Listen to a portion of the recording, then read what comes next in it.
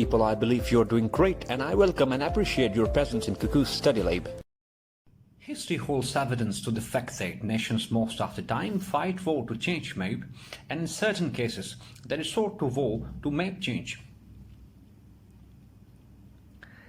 In the Ukrainian crisis, Russia is striving for both of the options. In that, Moscow is restoring its lost glory by consolidating its sphere of influence, which was dismantled with the fall of Iron Curtain back in 1980s. Also, by pushing backward NATO's expansionary designs near its periphery, Kremlin is rewriting the rules of global geopolitical chessboard and thereby corroborating its rise as a major power in the 21st century. Here it is pertinent to mention that globalization was thought of having geopolitics offset, yet, to the detriment of nation-states, imperialism is lurching in the garb of geopolitics. Indeed, the Ukrainian crisis is one of the instances of geopolitics spiraling upward regardless of complex interdependence and interconnectivity. Against this backdrop, in today's sitting we will be dealing with Ukrainian crisis or Russia's invasion of Ukraine. We will answer such questions as what triggered Russia to invade Ukraine, why the West wants to expand NATO, how the crisis confirms the collapse of liberal meritocratic order, and finally we will provide Pakistan's perspective vis-à-vis the maturing crisis in the form of Ukrainian war. The Ukrainian crisis has once again confirmed the credence and validity of Thucydides' Melian dialogue that the stronger do what they have the power to do, and the weaker accept what they have to accept. Indeed, the war actually is a manifestation of an all-pervading state of nature where rules, morality, and legality account for nothing. Instead, power decides outcomes. Also, the crisis has corroborated the significance of Macintosh's dictum that whoever controls Heartland controls World Island, and whoever controls the World Island rules the world. हालफोर्ड मैकेंडर के नाम से एक British geographer and historian थे जिन्होंने 20th century में एक theory present की थी हर्टलैंड थ्योरी के नाम से। इस थ्योरी के अकॉर्डिंग वो नेशन दुनिया पर रूल करेगी जिसका कंट्रोल हर्टलैंड और वर्ल्ड आइलैंड पर होगा। यहाँ पे हर्टलैंड से मतलब सेंट्रल एशिया है, जबकि वर्ल्ड आइलैंड से मतलब यूरेशिया एंड अफ्रीका है। सिंपली पुट, वो नेशन दुनिया पर रूल करेगी जिसका control Asia, Africa and Europe पर होगा। ठीक, इस थ्योरी की क्या रेलेवेंस है आज के इस टॉपिक के साथ, मतलब क्यों इसको हमने इससे शुरू किया, उसके लिए हम जाते हैं 1991 की तरफ, जिस टाइम सोवियत यूनियन का डिसइंटीग्रेशन हुआ एंड सोवियत यूनियन कन्वर्ट होती है 15 न्यू स्टेट्स में। बल्कि सोवियत यूनियन न सिर्फ डिसइंटीग्रेट होती है बल्कि उसका जो स्फेयर ऑफ इन्फ्लुएंस था, एक well defined sphere of influence था, वो भी लॉस्ट होता है in the wake of Soviet unions disintegration.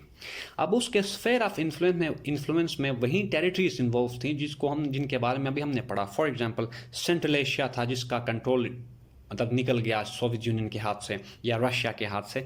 इसी तरह ईस्टर्न यूरोप जो है ना वो नेटो के साथ जाके मिलता है, और मिडिल ईस्ट है।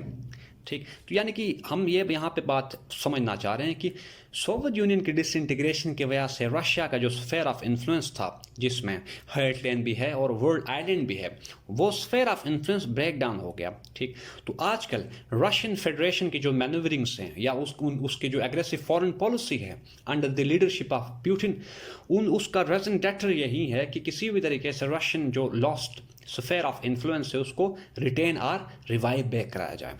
अब चलते हैं हमारे आज के टॉपिक की तरफ। अच्छा, यहाँ पे इंट्रोडक्शन में मैंने पुतिन की एक स्टेटमेंट को कोट किया है जिससे हमें यह पता चलता है कि how sensitive the issue of Ukraine is for Russia. ठीक, पुतिन कहते हैं वेस्टर्न कंट्रीज को एड्रेस करते हुए, if you compress the spring all the way to its limit it will snap back to hit you hard. सही, यानी कि वो कहते हैं कि यूक्रेन एंड जो इस तरह की जो टेरिटरीज हैं उनकी इंपॉर्टेंस बहुत ज़्यादा है रशिया के लिए, या ये रेड लाइन से फॉर रशिया। अगर किसी फॉरेन और एक्सटर्नल पावर ने इस रेड लाइन को क्रॉस किया तो Russia will not hesitate to retaliate in kind और इन फॉर्म। ठीक, ये हमारे पास एक स्टेटमेंट है पुतिन का जिससे हमें पता चलता है कि ये इशू बहुत ज़्यादा सेंसिटिव है। आगे अगर चले जाएं कि क्या इंपॉर्टेंस है यूक्रेन की टू रशिया, तो उसमें दो जनरली टू इंपॉर्टेंस उसकी, यानी कि दो इंपॉर्टेंट जो है ना वो रीजंस हैं जिसकी वजह से रशिया बहुत ज़्यादा सेंसिटिव है इस इशू को लेके। पहला जो हमारे पास है इंपॉर्टेंस वो हिस्टोरिकल एंड कल्चरल लिंकेजेस हैं बिटवीन दीज टू नेशंस, यानी रशिया एंड यूक्रेन। रशियंस का मानना यह है कि यूक्रेन वो प्लेस है या वो जगह है जहाँ पे रशिया जो रशियन एम्पायर थी उसकी बर्थ इसी टेरिटरी में हुई। ठीक, उनका मानना यह है कि शुरू में जो यहाँ पे पॉइंट 1 जैसे लिखा हुआ है कि the birth place of Kievan Rus dynasty 800 में एक डायनेस्टी जो ना इस्टेब्लिश हुई थी और जो जिसकी बेसिस जो ना या जो बेस कर रही थी यूक्रेन में। दूसरा जो यहाँ पे पॉइंट लिखा है कि जिस टाइम रॉस डायनेस्टी की डिसइंटीग्रेशन हुई तो उसके नतीजे में 1500s में जो ना वो एक रशियन एम्पायर इस्टेब्लिश हुई, वो भी यूक्रेन में ही थी। ठीक, एंड आगे जो लिखा है सोवियत यूनियन बोल्शेविक रिवोल्यूशन और रेड रिवोल्यूशन के बाद रशियन जो डायनेस्टी थी वो डिसइंटीग्रेट हो जाती है और सोवियत यूनियन का राइज होता है। सिमिलरली सोवियत यूनियन के बारे में शुरू में हमने जैसे बात की 1991 में जो ना इसकी डिसइंटीग्रेशन हुई और उससे यूक्रेन एंड रशिया जो ना वो सेपरेट होते हैं। ठीक है, एक ये इंपॉर्टेंस है फॉर रशिया कि यहाँ पे इन दो टेरिटरीज और कंट्रीज के बीच में हिस्टोरिकल एंड कल्चरल लिंकेजेस हैं। ठीक, एक और भी चीज़ यहाँ पे है, नए स्टेट्स बन चुके 1991 के बाद in the form of Russia and Ukraine, लेकिन यूक्रेन के ईस्टर्न रीजन जिसको हम कहते हैं डोनबस रीजन, वहाँ पर अभी भी लार्ज नंबर ऑफ रशियन जो है ना रशियन बोलने वाले लोग वहाँ पे हैं।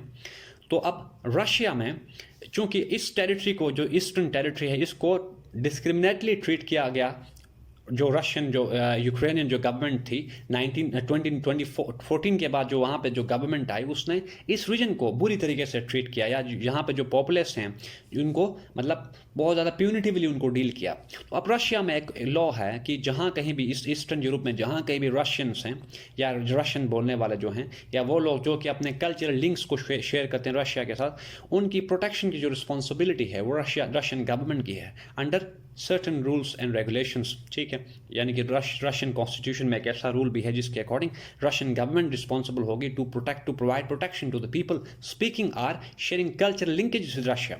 तो एक इंपॉर्टेंस ये है रशिया के लिए यूक्रेन का कि इन दोनों के बीच में बहुत ज़्यादा डीप जो है ना वो कल्चरल एंड हिस्टोरिकल लिंक्स हैं। दूसरी बात अगर या दूसरा पॉइंट अगर देख लें, strategic and geopolitical significance of Ukraine है, अगर उसकी बात कर लें तो रशिया के लिए जो यूक्रेन है वो एक टाइप ऑफ बफर जोन है बिटवीन नेटो एंड रशिया।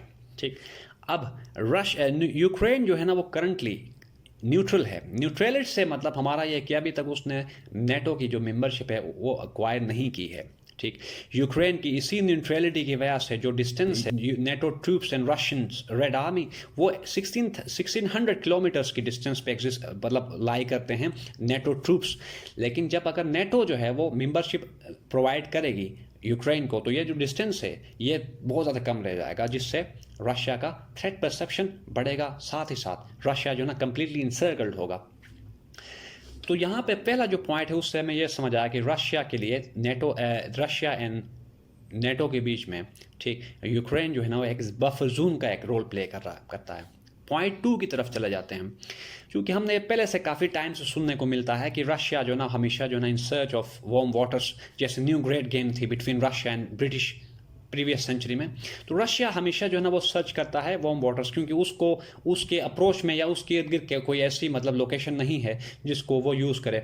सही, यानी उसकी अगर ऊपर नॉर्थ की तरफ देखें रशिया की तो वहाँ पे आर्कटिक ओशन है जो कि वार्म वाटर्स नहीं है, यानी वहाँ पे जो है ना वो हर वक्त जो है ना मतलब वहाँ से अपनी नेवी को वहाँ से वो फ्लोट नहीं करा सकते या मूव नहीं कर सकते रशियंस। तो अब इनके लिए एक ही ऑप्शन है, वो किसी भी तरीके से ब्लैक सी को अप्रोच करें और ब्लैक सी में जो सेवास्टोपोल पोर्ट हैं उस पोर्ट को या तो अपने कंट्रोल में लेके आएँ या यूक्रेन में एक ऐसी वहाँ पे रजीम को इस्टेब्लिश करें जो कि प्रो रशिया हो। ठीक, ताकि वो इजीली इस पोर्ट को यूटिलाइज करें। ठीक है, और इस पोर्ट के थ्रू जो है ना वो अपनी ट्रेड एंड सो फॉर जो भी इनकी एक्टिविटीज है वो कंडक्ट करें। तो एक इंपॉर्टेंस ये है कि ब्लैक सी और सेवास्टोपोल पोर्ट जो है वो रशिया के लिए वाहिद जो है ना सोर्स है टू अप्रोच वार्म वाटर्स। आगे चले जाते हैं, यूक्रेन में से रशिया की 1/3 जो गैस है वो पास होती है यहाँ से, एक ये इंपॉर्टेंस है। फोर्थ जो पॉइंट वहाँ पे लिखा है वो है north stream gas pipeline passing through Ukraine to Europe. अब ये वो पाइपलाइन है जो कि कैरी करती है गैस को फ्रॉम रशिया टू जर्मनी। तो एक ये सिग्निफिकेंस है यूक्रेन की फॉर रशिया, जिसकी वजह से रशिया जो है ना कभी अफोर्ड नहीं कर सकता कि यूक्रेन नेटो के हाथ में चला जाए, जिसके बाद ये जो पॉइंट्स हमने डिस्कस किए ये रशिया की कंट्रोल से निकल जाएंगे। ठीक, अब अगर पॉइंट 3 में हम देखते हैं कि वो कौन सी डेवलपमेंट्स थे जिनकी वजह से या जिन्होंने इस कन्फ्लिक्ट को जो कि काफ़ी टाइम पहले से चलता आ रहा था बिटवीन दीज टू कंट्रीज, उस कन्फ्लिक्ट को एक कन्वेंशनल वॉर की शक्ल में टर्न आउट किया इन डेवलपमेंट्स ने, उनके बारे में पढ़ते हैं। सबसे पहला जो पॉइंट या डेवलपमेंट और इवेंट था इस पूरी डिस्कशन में या इस पूरी सिचुएशन में, वो है ऑरेंज रिवॉल्यूशन जो कि अकर होता है यूक्रेन में 2004 और 5 में। ये एक ऐसी प्रोटेस्ट का नाम है, प्रो डेमोक्रेसी प्रोटेस्ट का नाम है, जो कि इरप्ट हुई यूक्रेन में, और जिसकी वजह से यूक्रेन में जो उस दौर में जो pro Russian president and prime minister था, उन दोनों को डीथ्रोन या उन दोनों को साइड लाइन किया गया। ठीक है, तो अब इस प्रोटेस्ट ने रशिया के माइंड में एक बात सेट कर दी कि रशिया की जो नियर अब्रॉड टेरिटरी है, वहाँ पे जब कभी भी प्रो डेमोक्रेसी प्रोटेस्ट कोई हो, तो उस केस में रशिया या तो वहाँ पे रिजीम चेंज करेगी या उस टेरिटरी को इन्वेड करेगी। तो ये मतलब जो हमारे पास ऑरेंज रिवॉल्यूशन है, उसने रशिया को ये रियलाइज़ कराया कि रशिया कभी भी प्रो डेमोक्रेसी प्रोटेस्ट को अफोर्ड नहीं कर सकता, क्योंकि अगर वहाँ पे नियर अब्रॉड में या उसकी मतलब सराउंडिंग में कहीं पे किसी कंट्री में प्रो डेमोक्रेटिक जो है ना प्रोटेस्ट इरप्ट हुए, तो उनका जो रिपल इफेक्ट है वो रशिया के अंदर भी पड़ सकता है। ठीक, तो एक ये है। आगे चले जाते हैं पॉइंट बी। पॉइंट बी में हमने लिखा है कि जो 2014 में जो यूक्रेनियन प्रेसिडेंट था जो कि प्रो रशिया था, विक्टर यानुकोविच, ठीक, उसने 2014 में यह डिसाइड किया था कि जब अवाम या ये एक समझ ले कि एक वहाँ पे एक ना उसको कहेंगे कि एक रेफरेंडम कराया गया कि क्या यूक्रेन यूरेशियन इकोनॉमिक यूनियन को ज्वाइन करे या यूरोपियन इकोनॉमिक यूनियन को। तो उस केस में जो विक्टर यानुकोविच हैं, उन्होंने फेवर किया या उन्होंने डिसाइड किया कि यूक्रेन यूरेशियन इकोनॉमिक जोन को ज्वाइन करेगा, न कि यूरोपियन इकोनॉमिक जोन को। अब ये यूरोपियन इकोनॉमिक जोन वही है जिसको हम ईयू कहते हैं, ठीक, जबकि यूरेशियन इकोनॉमिक जोन वो जोन है, ट्रेडिंग जोन है, जो कि अंडर है रशिया के। तो अब इस डिसीजन के बाद जो यूक्रेनियन पॉपुलेशन है, उन्होंने फिर से प्रोटेस्ट शुरू किया। उस प्रोटेस्ट के नतीजे में जो प्रेसिडेंट है या था उस दौर में 2014 में, विक्टर यानुकोविच, उसको रिमूव किया जाता है यूक्रेन से। ठीक है, अब इस रिमूवल के बाद पुतिन ने जो है ना वो इस पूरे डेवलपमेंट या इस रिमूवल के लिए एक्यूज किया वेस्टर्न कंट्रीज एंड यूएस को कि उन्होंने इस पूरी सिचुएशन को डेवलप कराने में यूएस एंड वेस्ट का बड़ा हाथ है। तो पुतिन कहते हैं, Putin accuses the US of instigating a fascist group या फैशिस्ट कू, यहाँ पे लिखा है, सॉरी ग्रुप नहीं, ठीक। तो इस प्रोटेस्ट के लिए रशिया एंड पुतिन जो है ना वो ब्लेम करते हैं वेस्टर्न कंट्रीज को।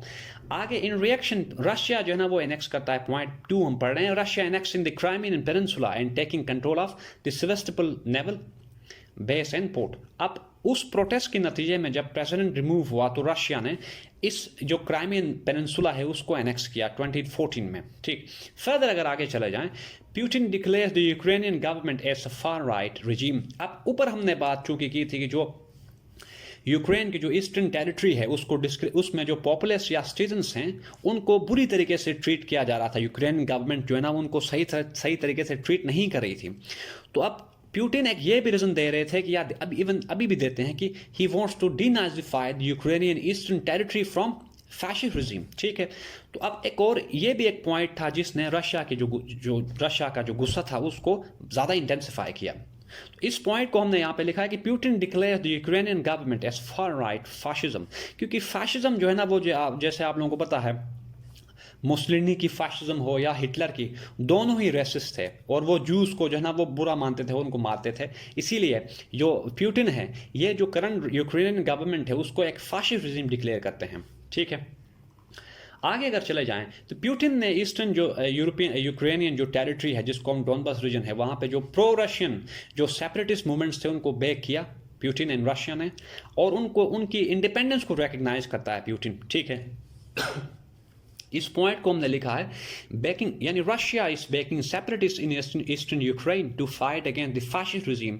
And recognising their independence. तो रशिया ने उनकी न सिर्फ उनको मिलिटरीली सपोर्ट किया बल्कि उनको एक इंडिपेंडेंट टेरिटरी भी डिक्लेयर और रिकग्नाइज किया।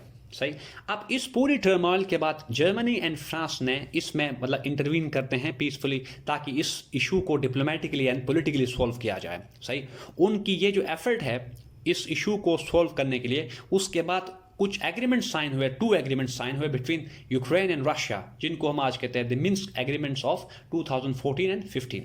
ये वो एग्रीमेंट्स थे जिनके थ्रू जर्मनी एंड फ्रांस ने ये कोशिश की कि किसी भी तरीके से वहाँ पे जो एक कन्फ्लिक्चुअल सिचुएशन थी या एक वहाँ पे जो एक टर्मोइल था उसको कूल डाउन कराया जाए, लेकिन ये दोनों एग्रीमेंट्स फेल हुए। ठीक है, अब आगे अगर चले जाएँ पॉइंट सी की तरफ, तो अब इन 2 एग्रीमेंट्स की फेलर के बाद जब यूक्रेन ने देखा कि ईस्टर्न यूक्रेन जो टेरिटरी है वहाँ अभी भी जो है ना वो क्लैशेस चल रहे हैं, तो अब यूक्रेन ने जो है ना वो डिसाइड किया कि Ukraine will not remain aloof from NATO. Instead Ukraine ने जो है ना वो नेटो के साथ जो है ना वो ज़्यादा मतलब क्लोज होते, यूक्रेन क्लोज हुआ नेटो के साथ। तो इस पॉइंट को हमने लिखा है Ukraine getting closer to the NATO's orbit. अब कैसे हुआ उसमें हमने लिखा है कि यूक्रेन ने मतलब काफ़ी टाइम से जो ना वो holding military exercises near Russia's border. Ukraine is importing advance weaponry from the US. Ukraine is rejecting historical and cultural linkages with Russia and pushing for NATO's membership। तो अब जब यूक्रेन ने देखा कि रशिया जो ना वो एक्टिवली इन्वॉल्व है ईस्टर्न टेरिटरी में, और ईस्टर्न टेरिटरी में जो सेपरेटिस्ट हैं उनको उनकी इंडिपेंडेंस को रिकग्नाइज भी किया है, तो इस डर से कि कहीं रशिया जो है ना वो इन्वेड ना करे, यूक्रेन ने अपने रिलेशंस को, मिलिट्री एंड सिक्योरिटी रिलेशंस को फर्दर कंसोलिडेट किए नेटो के साथ। इवन ये जो प्रेसिडेंट अभी करंट जो प्रेसिडेंट हैं यूक्रेन के, उन्होंने जो बाइडेन से रिक्वेस्ट किया था कि वो परमिट करे यूक्रेन को, ताकि Ukraine as a member of NATO जो है ना वो इंटर हो। ठीक, आगे अगर चले जाएं तो इस सब सिचुएशन के बाद जब हर तरफ से मतलब जैसे यूक्रेन जो है ना वो नेटो की तरफ जा रहा है, और जो यूक्रेन की ईस्टर्न टेरिटरी है वहाँ पे एक टर्मोइल एंड कन्फ्लिक्ट्स जो वहाँ पे प्रिवेल कर रहा है, तो प्यूटिन ने वेस्टर्न कंट्रीज एंड यूएस के सामने कुछ जो है ना वो मतलब पॉइंट्स रखे थे। अगर वो उन पॉइंट्स को फुलफिल करते हैं तो वहाँ पे जो इश्यूज हैं जो ईस्टर्न यूरोप में, उनको ईस्टर्न यूक्रेन में उनको टैकल करने में आसानी होगी। उन पॉइंट में सबसे पहला पॉइंट ये था कि नेटो जो है ना वो दोबारा से उसी पॉइंट की तरफ चला जाए, नेटो ट्रूप्स वहीं वापस चले जाएं जो कि उनकी पोजीशन थी प्रायर टू 1997। फर्दर प्यूटिन ने यह डिमांड किया था नेटो से कि फर्दर वो एक्सपेंड नहीं करेंगे एंड फर्दर जो रीजनल कंट्रीज हैं उनको मेंबरशिप ऑफर नहीं करेंगे। साथ प्यूटिन ने यूएस से यह डिमांड किया था कि वो यूक्रेन एंड बाकी जो नियर जो टेरिटरी जो कंट्रीज हैं उनको मिलिट्री वेपन्स या उनको एडवांस वेपनरी प्रोवाइड करने से अवॉइड करे। लेकिन इन सब डिमांड्स को नेटो एंड यूएस ने रिजेक्ट कर दिया। जबकि और साथ न सिर्फ रिजेक्ट किया बल्कि जो नेटो की जो सेक्रेटरी जनरल हैं जेंस स्टोल्टनबर्ग, वो कहते हैं कि regional countries are sovereign enough to decide for themselves. अब इनके अकॉर्डिंग यानी जेंस कहते हैं कि जो कंट्रीज है, फॉर एग्जांपल यूक्रेन है, ये सॉवरेन टेरिटरीज हैं, और सॉवरेन चूंकि हैं तो भी ये इनकी अपनी मर्जी है वेदर वो नेटो को ज्वाइन करना चाह रहे हैं या नहीं। अब अगर आगे फर्दर चले जाएं, जब यूएस एंड नेटो ने इनको स्ट्रेट फॉरवर्ड वे में रशिया को सिक्योरिटी गारंटीज प्रोवाइड करने से अवॉइड किया, तो उसके नतीजे में जो प्रेसिडेंट प्यूटिन है उन्होंने अपनी मिलिट्री को डिप्लॉय किया नियर यूक्रेनियन बॉर्डर, और उसके बाद जो है ना वो उनके ऊपर इन्वेजन हुई। तो यहाँ पे ये कुछ हमारे पास डेवलपमेंट्स के ये कुछ डेवलपमेंट्स थे जिनकी वजह से यूक्रेन में जो आज एक क्राइसिस सिचुएशन है वो इन डेवलपमेंट्स के बाद राइज होती है।